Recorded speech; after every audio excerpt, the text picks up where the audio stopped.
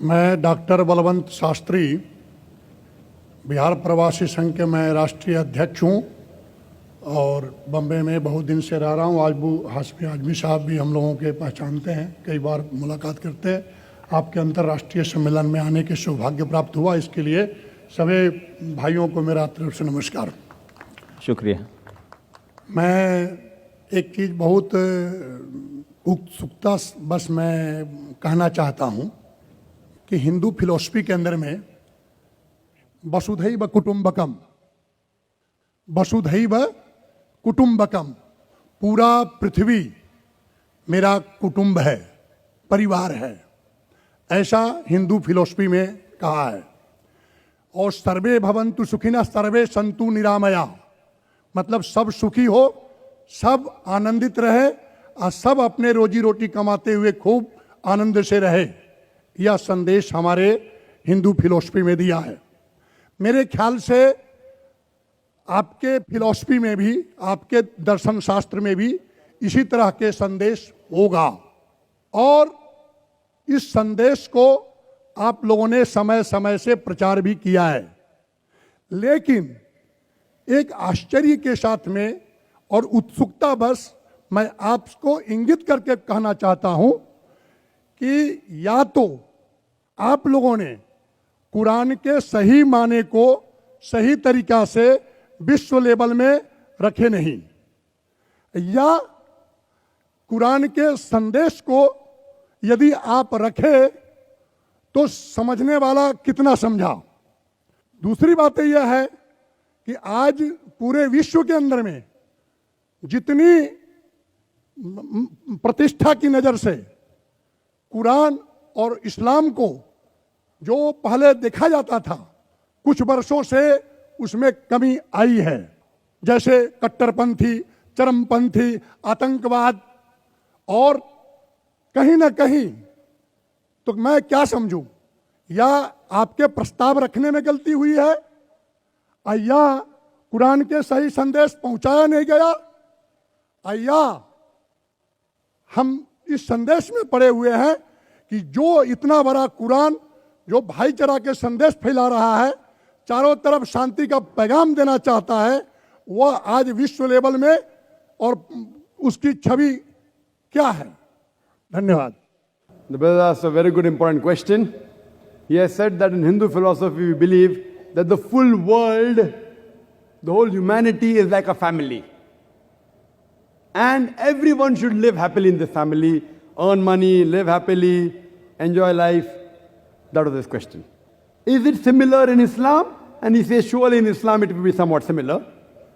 And then he comes to his question and asks that this Quran, it should reach the full world. Is there a mistake in the Muslims explaining the Quran? Or is there a mistake in the people understanding it? That today we find Muslims are being labeled as terrorists, as fundamentalists, as extremists. So what is the real problem? As far as the first question, I do agree with him that Hinduism does say that the whole world is a family. We should live happily, earn, enjoy. Islam says somewhat similar except for the ending.